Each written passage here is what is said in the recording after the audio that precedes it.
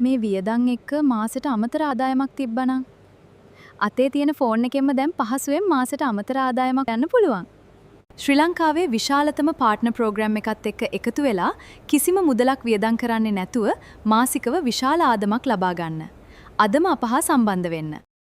Commercial බැංකුවේ තනතුරු පුරප්පාඩු සඳහා වයස අවුරුදු 20ත් 35ත් අතර සාමාන්‍ය පෙළ විභාගය සමත් අය බඳවා ගැනීමට අදාළ නිවේදනය මේ වෙනකොට කමර්ෂල් බැංකුවේ නිල වෙබ් අඩවිය තුළ ප්‍රකාශයට පත් කරලා තියෙනවා.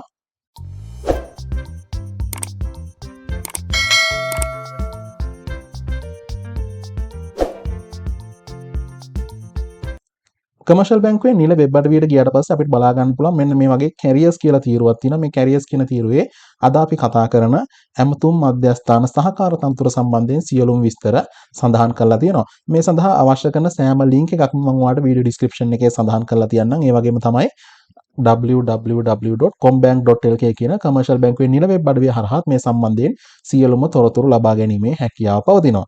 නිවේදනයේ මුලින්ම මෙන්න මේ ආකාරයෙන් තමයි සඳහන් කරලා තියෙන්නේ. බැංකුව සම්බන්ධයෙන් කෙටි හැඳින්වීමක් කරලා තියෙනවා.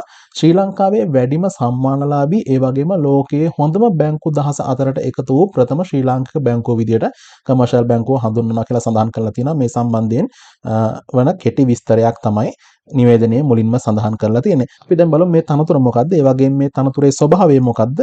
රැකියා විස්තරය මොකක්ද? ඒ වගේම මේ තනතුර සඳහා අයදුම් කරන්න අවශ්‍ය සුදුසුකම් මොනවාද සහ මේ තනතුර සඳහා ඔයා නිවැරදිව මාර්ගගත ක්‍රමයට අයදුම් කරන්න ඕනේ කොහොමද කියන එක අපි අද මේ වීඩියෝ එකෙන් සාකච්ඡා කරමු.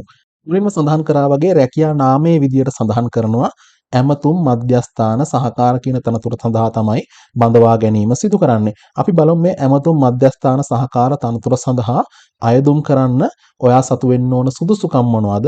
ඒ වගේම මේ රැකියාවේ ස්වභාවය කොහොමද කියන එක අපි මෙතනදී සාකච්ඡා කරලා බලමු. මුලින්ම අපි බලමු මේ රැකියාවේ ස්වභාවය මොන වගේද කියලා.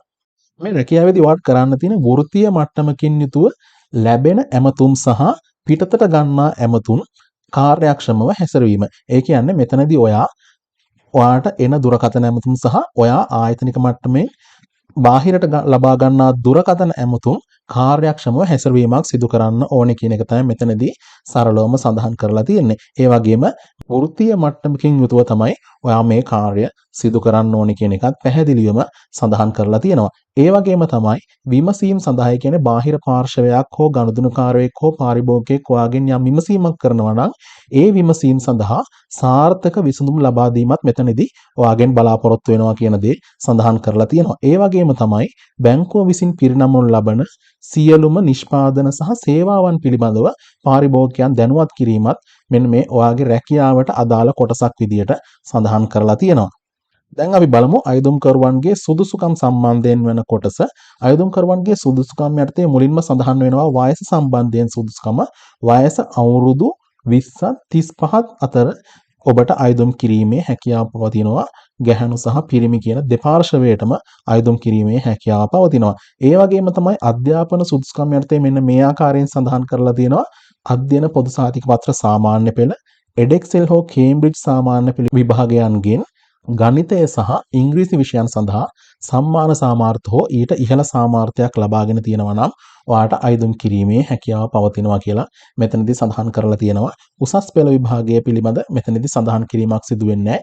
ඔයා සාමාන්‍ය පෙළ විභාගයේ සමත් වෙලා තියෙනවා නම් ඔයා සාමාන්‍ය පෙළ විභාගයේ සමත් වෙලා තියෙන්නේ ගණිතය සහ ඉංග්‍රීසි කියන විෂයන් සඳහා සම්මාන සාමාර්ථ සහිතව නම් ඔයාට අයදුම් කිරීමේ හැකියාව පවතිනවා අධ්‍යාපන සුදුසුකම් යටතේ.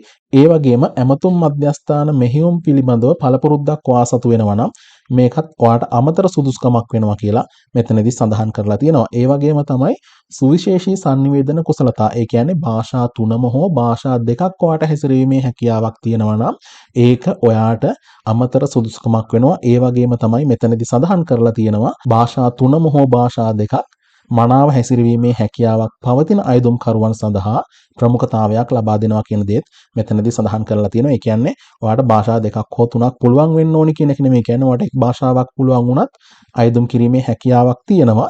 නමුත් මෙතනදී පැහැදිලිවම සඳහන් කරලා තියෙනවා ඔයාට ප්‍රමුඛතාවයක් ලබා දෙනවා. ඔයාට භාෂා 2ක් හෝ භාෂා 3 මේ කියන්නේ සිංහල දෙමළ හෝ ඉංග්‍රීසි කියන භාෂා 3ම හෝ මේ භාෂා 3න් දෙකක් ඔයාට හසුරවන්න පුළුවන් නම් ඔයාට මෙතනදී ප්‍රමුඛතාවයක් ලැබෙනවා කියන දේ තමයි මෙතනදී සඳහන් කරලා තියෙන්නේ. ඒ වගේම අපි බලමු වැටුප සම්බන්ධයෙන් වන කොටසද මෙන්න මේ ආකාරයෙන් තමයි සඳහන් කරලා තියෙන්නේ. තෝරා ගන්න ලබන අපේක්ෂකයන් සඳහා අනෙකුත් ප්‍රමුඛ පෙළේ මූල්‍ය ආයතන හා සැසඳිය හැකි ආකර්ශනීය වැටුප් හා දීමනා පැකේජයක් ඔයාලට හිමි වෙනවා කියලා මෙතනදී සඳහන් කරලා තියෙනවා. ඒ කියන්නේ ඔයාලට ආරම්භක අවස්ථාවේදීම බැංකු ශාස්ත්‍රය තුල පවතින ඉහළම මට්ටමේ වැටුපක් ලබා ගැනීමේ හැකියාවක් පවතිනවා මේ තනතුරට අදාළව. අවසාන වශයෙන් සඳහන් කරලා තියෙනවා මේ සඳහා උනන්දුවක් දක්වන අපේක්ෂකයින්ට අයදුම් කිරීම සිදු කරන්න ඕනේ මාර්ගගත ක්‍රමයට පමණයි.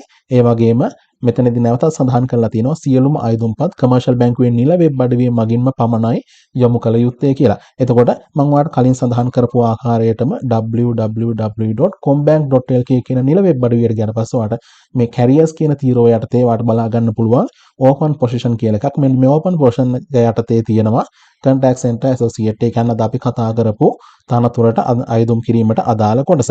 මෙන්න මෙතනට ගියාට පස්සේ ඔයාලට පහසුවෙන් පහලින් බලා ගන්න පුළුවන් apply now කියලා එකක්. මෙන්න මේ apply now කියන එක හරහා ඔයාලට සරලවම අයදුම් කිරීමේ හැකියාව පවතිනවා. ඒ වගේම තමයි මේ සඳහා අයදුම් කරන්න අවශ්‍ය සුදුසුකම් සම්බන්ධයෙන් සලකා බලනකොට විශාල පිරිසකට අයදුම් කිරීමේ හැකියාවක් පවතිනවා.